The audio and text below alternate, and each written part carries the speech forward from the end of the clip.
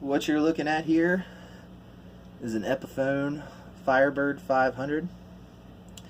These were made in the 80s, 86, 87, 88, a 3-year run. They're pretty hard to find, so I'm doing this video to kind of tell you about this. There were two models, the 500 and the 300. The 500 is what I have. It's got two EMG Select humbuckers. The 300 had a single coil EMG Select in the neck and a humbucking EMG Select in the bridge. They both had these terrible trim systems. I think it's called the Steinberger KBX. They were kind of cool for the time. As you can see, it's kind of self-contained in this just little route. You don't have to back route with the springs and everything. But the idea was great. The design was terrible.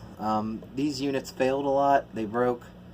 A lot of information out there on these and why they were bad. There are some websites that offer some solutions on how to fix it. So keep that in mind.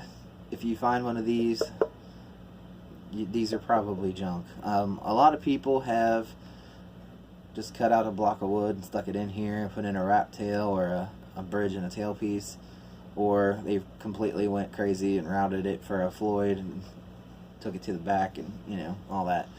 But the one cool thing about this is you can lock it and it's a fixed bridge. So fortunately mine wasn't too foobarred to use it as a fixed bridge, so I don't use a trim anyway. I don't have the wham bar with it, so that's fine for me. And that was the two things that aren't original on this. Is it's missing the whammy bar and the switch tip. Other than that, everything's original. The paint is great. The finish is, there's no nicks in it at all except for right here between the trim and the bottom humbucker. But there's not a ding anywhere on this thing.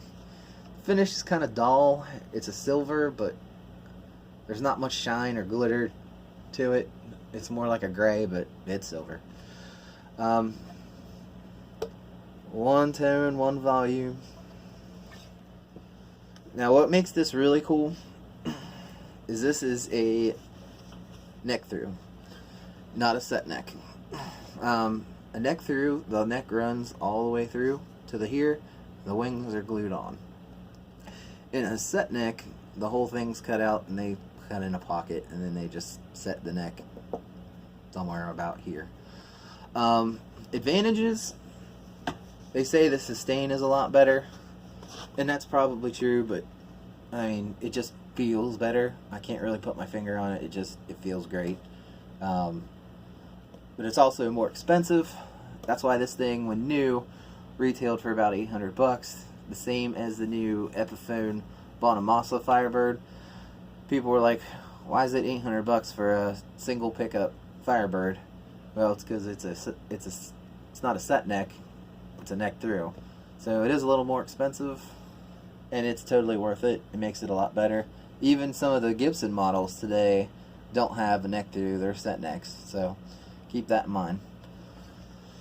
This fingerboard is Ebenol. It's kind of a resin composite type, more plastic than wood type material, but surprisingly it feels amazing. Dare I say it, it actually feels better than rosewood. I like it. I don't know how people feel about it, but it's a synthetic, but it doesn't really affect the quality to me. Got a locking nut, Epiphone by Gibson, because, you know, they wanted everybody to know that Epiphone was made by Gibson back in the day. The tuners are just standard inline tuners. They're not the banjos, which would be on the original Firebirds, or they're not the Steinbergers that are on the new ones. In terms of quality, I have two Epiphone Firebirds. They're the reverse models. I have the 7 in the studio. The 7 has a vibrola. It's a great guitar, but this is better. I have the Studio, which is just basically a slab of wood. It doesn't have this fancy middle part here. It's all flat, one piece, set neck, 2 humbuckers. It's got the Steinberger tuners, which is nice, but not really a true Firebird. And it's nice too, but again, way better. I also have 2 Gibson non-reverse Firebirds. One's got mini buckers and one's got classic 59s.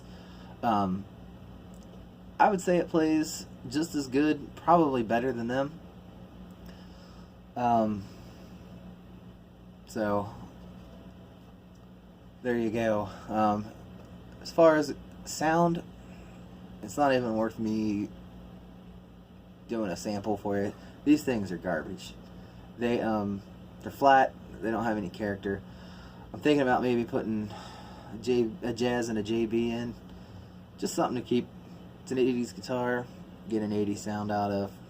I don't know. I'm still debating on what I'm going to do there, but I just know these got to go. They're black. But playability wise, this thing, it just plays great. It plays like butter. The action's great. I don't know what else to say about that.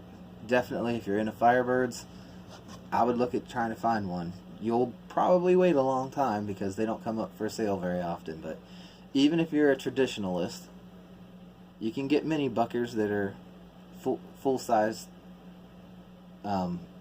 shape. They make them now, and they also, you can get mini humbuckers and they'll retrofit into a humbucker ring. So if you're into that, you can do that for sure too.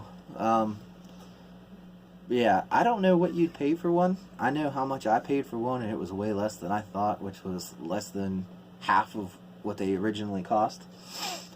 It varies. The ones on eBay that I saw that got away, they went for a lot more than what I would want to pay. At the time, I never played one. I didn't know much about them, and I was worried about this. So it's, without playing one, I wouldn't probably pay more than $500 for one. But if you test it out and it plays and it tests all right and everything's fine with it, then, you know, I don't know. I don't know what you'd. I don't even know what's fair, to be honest. But I do know, if you want a Firebird and you want one that's going to play amazing, this is the one to get. Now, you might get a Gibson, spend a ton of money. You might even find one and get a decent deal on it, but you're probably still going to pay $1,000. I wouldn't pay anywhere near that for this. It's probably worth it, but I wouldn't pay it. But yeah, finding one is going to be probably your hardest feat. They don't come up for sale very often, and I think I know why. They play great. There's really no reason. Like, I will probably never get rid of this. They don't really look like much, but trust me, they make up for it the way they play. So if you have any questions, just shoot them down in the comment section, and I'll do my best to answer it. And I'll do some more videos when I get some upgrades done.